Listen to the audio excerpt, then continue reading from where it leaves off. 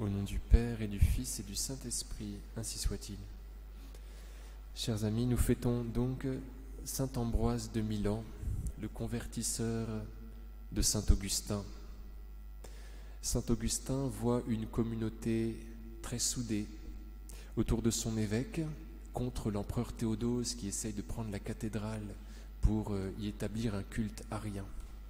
Et donc il est réchauffé par cette communauté unie contre le mal.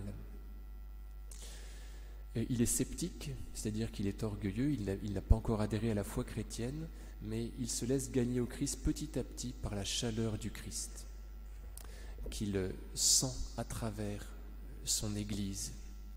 Et puis il entend les sermons de saint Ambroise, puisque je parle de saint Augustin. Oui, vous avez compris que je parlais de saint Augustin.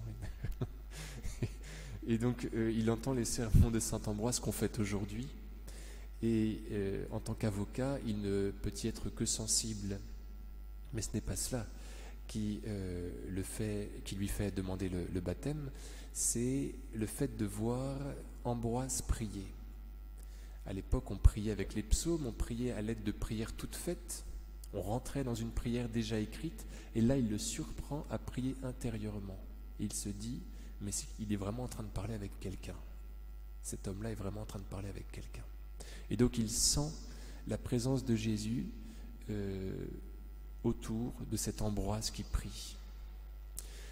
Voilà donc un évêque fort. On peut prier pour nos évêques. Hier nous avons prié nous avons fêté Saint Nicolas. Nous sommes aussi dans le mois, dans cette période où nous prions pour l'enfant à naître, pour qu'il ne soit plus menacé, pour qu'il ne soit plus mis à mort. Et nous fêtons ces deux évêques-là. Je pense qu'il y a un message qui nous est adressé de la part du ciel. Prions pour que nos évêques soient forts contre la mort des petits.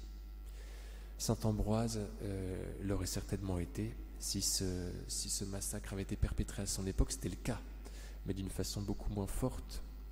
Donc demandons-lui de rendre nos évêques forts en faveur du bien. Au nom du Père et du Fils et du Saint-Esprit, ainsi soit-il.